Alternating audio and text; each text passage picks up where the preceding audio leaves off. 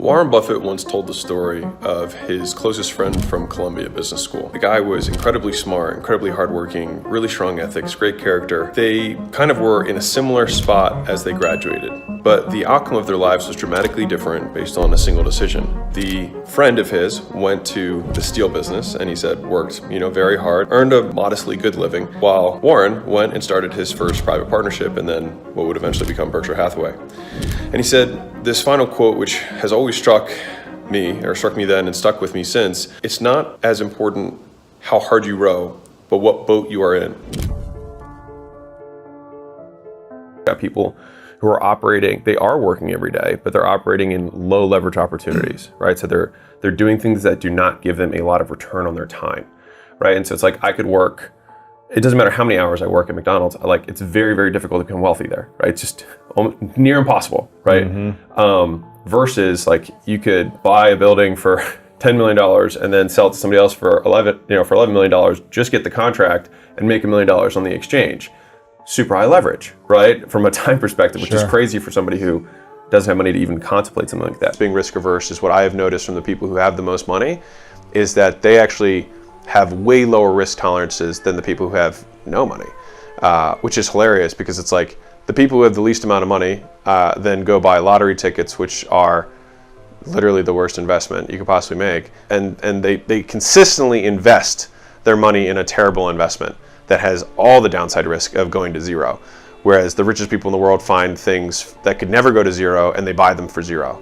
So think about that for a second. When people are allocating their time, they're not by percentage, they're kind of like consuming their time rather than investing their time. So they're either doing nothing or they're consuming the time rather than putting time into getting higher returns on their time, which is education, right? And so education you can have from the conceptual learnings, watching stuff like this, or the actual doing, right? And so you learn taking more. Action, 100%. Failing, messing up, feeling like an embarrassment in the actions. The first 1,000 cold calls you make, the first 1,000 cold emails you do, the first 1,000 doors you knock on, the first 1,000, you'll learn more from that than you'll learn from every single book you read up to that point on the concept. You'll learn, right? And so people don't allocate nearly enough time to that in the beginning. And so I think one of the things that the formal education system did really well, that people poo-poo on it, is the idea of going into debt to gain education is something that fundamentally makes sense. Yes, but it's got to be the right education that can make you money. You got to get a return on it. Yes. That's the issue, right? You have to get a return on it because the idea of borrowing from a future self that can make more money to pay for the thing that you're getting the skill for makes total sense. I think Elon was saying something about how Neuralink in the future, it's going to be such a competitive advantage that they could price it at whatever they want, because once you have it, you'll be so much more able than anyone who doesn't have it that you could so easily pay off the price of the thing. That's how it should work conceptually, right? Crazy. So education is supposed to work. Yes. And so this is the simplest example that I have. So a friend of mine has a 17-year-old daughter. She got a job at a bowling alley and she makes minimum wage. And he said, why don't you become a phlebotomist? I was like, well, I don't want to spend the money. He's like, it's $500 and it's a 2-day certification. And then after you have that, you make $25 an hour.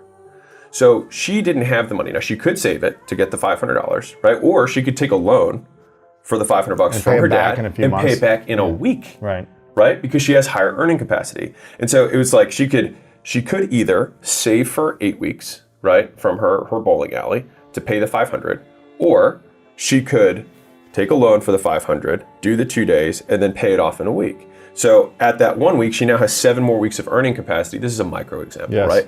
7 more weeks of earning capacity at her new level, and she'd be net positive on the next 7 weeks of earnings, right? And so that's just a micro example of what skill investing does.